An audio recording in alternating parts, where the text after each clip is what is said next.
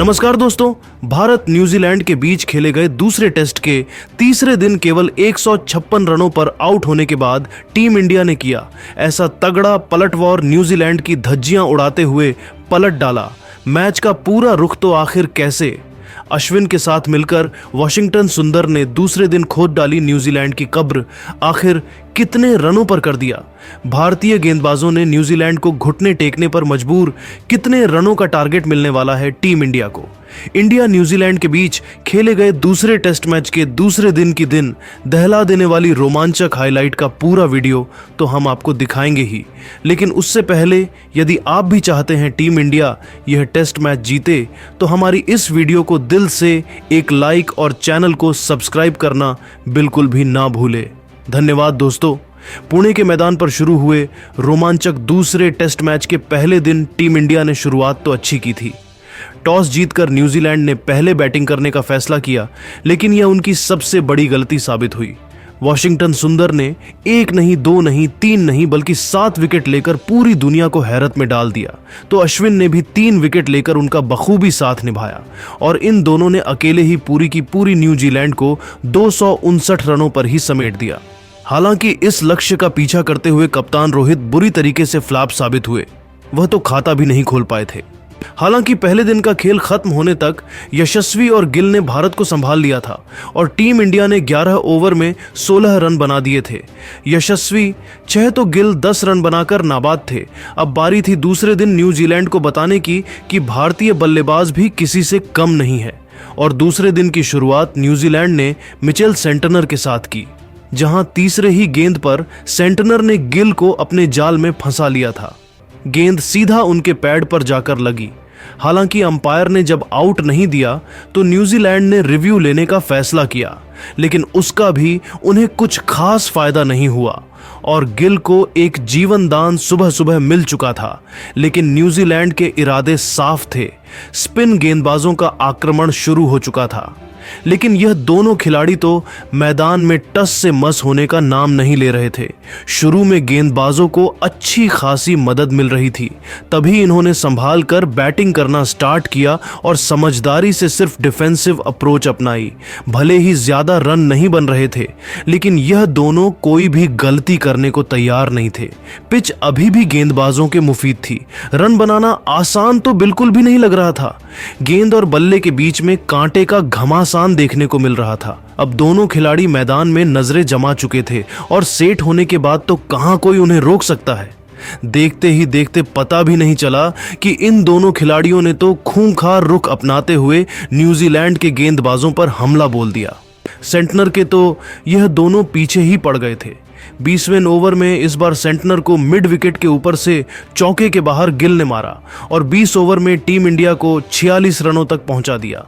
तो 21वें ओवर में जायसवाल ने सिंगल लेकर टीम इंडिया को 50 रनों तक पहुंचाया। इसी के साथ इन दोनों के बीच एक दमदार साझेदारी हो चुकी थी। भारतीय पारी पटरी पर वापस आ चुकी थी, लेकिन दोस्तों तभी न्यूजीलैंड का पलटवार होता है।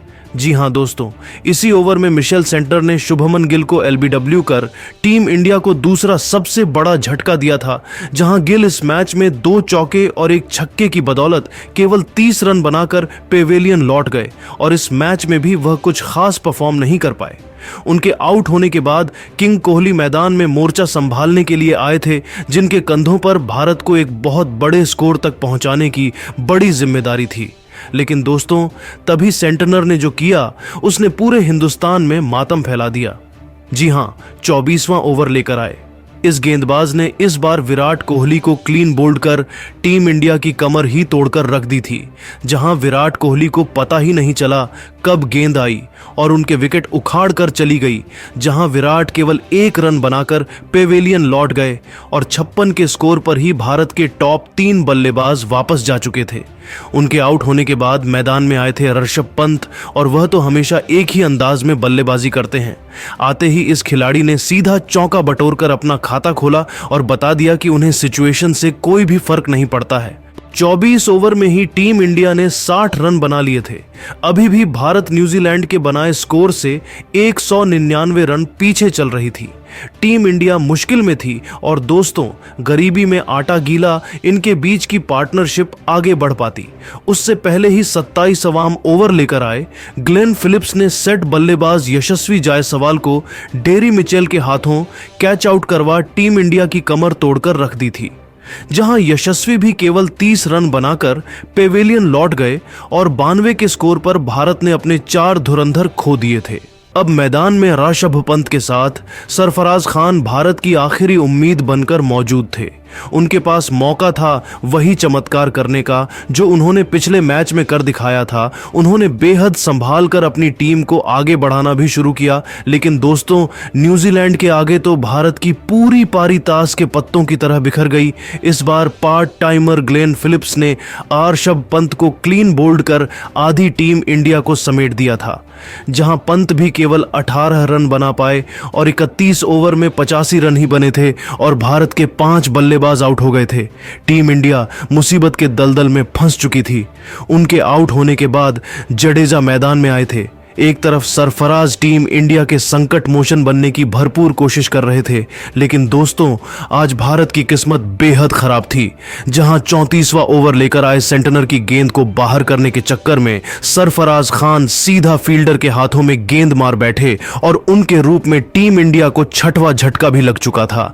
जहां सरफराज केवल 11 रन बना पाए और 34 ओवर में 95 के स्कोर पर टीम इंडिया ने अपने 6 सबसे बड़े बल्लेबाजों को खो दिया था। न्यूजीलैंड की टीम तो खुशी से झूम रही थी क्योंकि उन्होंने वह कर दिखाया था कोई सोच भी नहीं सकता था। भारत का पूरा सितारों से सजा बैटिंग क्रम तहस नहस हो गया। अब जडेजा और अश्विन की जोड़ी मैदान में टीम इंडिया की डूबती नया को पर लगाने के लिए मौजूद थी। जडेजा ने आते ही खतरनाक चौका लगाकर अपने तेवर भी कीवी टीम को दिखा दिए थे कि वह इतनी आसानी से हार नहीं मानेंगे। 36वां ओवर लेकर आए सेंटनर की पहली गेंद पर 2 रन लेकर अश्विन ने टीम इंडिया को 100 रनों के पार पहुंचाया। लेकिन दोस्तों, हमारे जख्मों पर नमक छिड़कते हुए सेंटनर ने इसी ओवर में अश्विन को भी एलबीडब्ल्यू कर भारतीय टीम को पूरी तरीके से जल्द समेटने के अपने इरादे जाहिर कर दिए थे। जहां अश्विन भी केवल 4 रन बनाकर पेवेलियन लौट गए और 103 के स्कोर पर भारत के 7 बल्लेबाज घुटने टेक गए थे। उनके आउट होने के बाद मैदान में जडेजा का साथ निभाने वाशिंगटन सुंदर आए थे और 38 ओवर में लंच ब्रेक तक टीम इंडिया ने 107 रन 7 विकेट के नुकसान पर बना लिए थे। लंच ब्रेक के बाद वापस आते ही सुंदर और जडेजा पर जिम्मेदारी थी संभालकर टीम इंडिया को 200 रनों के पार कम से कम ले जाने की, और आते ही जडेजा ने तो सीधा काउंटर अटैक करना शुरू कर दिया। 40वें ओवर में सेंटनर को लगातार 2 गेंद पर 2 चौके जड़कर उन्होंने अपने खतरनाक इरादे जाहिर कर दिए थे। तो एजाज पटेल की गेंद को उन्होंने छक्के के लिए मारकर अचानक से निराश भारतीय फैंस में जोश की एक नई लहर दौड़ा दी थी। वह तो एजाज के पीछे ही पड़ गए थे। 43वें ओवर में एजाज की गेंद पर जडेजा ने एक और तूफानी छक्का उड़ाया। उन्होंने तो टेस्ट को T20 में बदलकर रख दिया था। दोस्तों, उनका यह प्लान ज्यादा लंबा नहीं चला। 44वां ओवर लेकर आए सेंटनर ने जडेजा को एलबीडब्ल्यू कर भारत की बची कुची उम्मीद भी खत्म कर दी थी। जहां जडेजा 3 चौकों और 2 तूफानी छक्कों की बदौलत 38 रन बनाकर वापस चले गए। हालांकि दोस्तों, उनके आउट होते ही मैदान में आए आकाशदीप ने तूफानी छक्के से अपना खाता जरूर खोला, लेकिन दोस्तों, अगली ही गेंद पर सेंटनर ने उन्हें भी क्लीन बोल्ड कर अपनी बेइज्जती का बदला लिया और टीम इंडिया के 9 जांबाज ढेकर दिए। 54 ओवर में 72 रन बने थे और भारत के 9 विकेट गिर चुके थे। मिचेल सेंटनर ने इसी के साथ कुल 6 विकेट भारत के अकेले ही छत कर डाले थे। भारतीय फैंस और भारतीय टीम की हालत खराब थी, लेकिन दोस्तों, आतिशबाजी कहां रुकने वाली थी। अगले ही ओवर में एजाज पटेल की धज्जियां उड़ाते हुए सुंदर ने 2 चौके और एक खतरनाक छक्का उड़ाकर इसे अब तक का सबसे महंगा ओवर बनाया और 45 ओवर में टीम इंडिया को 156 रनों तक पहुंचा दिया। पर दोस्तों, इस छोटी सी खुशी को बहुत जल्द मातम में बदलते हुए सेंटनर ने अगले ही ओवर में जसप्रीत बुमराह को एलबीडब्ल्यू कर पूरी की पूरी टीम इंडिया को 156 रनों पर समेट डाला था। जहां अकेले इस गेंदबाज ने 19.3 ओवर में गेंदबाजी करते हुए 53 रन देकर भारत के 7 बल्लेबाज आउट कर दिए। ग्लेन फिलिप्स को 2 विकेट मिले तो वही टिम साउदी को भी एक सफलता हासिल हुई और टीम इंडिया अभी भी न्यूजीलैंड के 259 के स्कोर से 103 रन पीछे थी। इससे बड़ी बेइज्जती भारत की ओर क्या हो सकती थी। अब इस मैच में जिंदा रहने के लिए भारतीय टीम को जल्द से जल्द न्यूजीलैंड को ऑनल आउट करना था, लेकिन दोस्तों न्यूजीलैंड की तरफ से मैदान में उतरे टॉम लेथम और डेवन कॉनवेन ने तो पहले 9 ओवर में ही तबाही मचा दी। इस टेस्ट को T20 बनाते हुए इन दोनों ने 9 ओवर में ही 34 रन ठोक डाले थे। भारतीय क्रिकेट टीम की हालत बाद से बदतर होती जा रही थी। हालांकि तभी 10वें ओवर में सुंदर ने कानवे को आउट कर टीम इंडिया को पहली सफलता दिलाई, जहां कनवे 17 रन बनाकर पेवेलियन लौटे। उनके आउट होने के बाद मैदान में आए बिल यंग ने जडेजा की गेंद पर 2 रन लेकर अपनी टीम को 50 के पार पहुंचा दिया।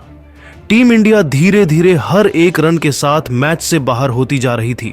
17 ओवर में ही न्यूजीलैंड ने 76 रन बना लिए थे। न्यूजीलैंड की लीड 179 की हो चुकी थी।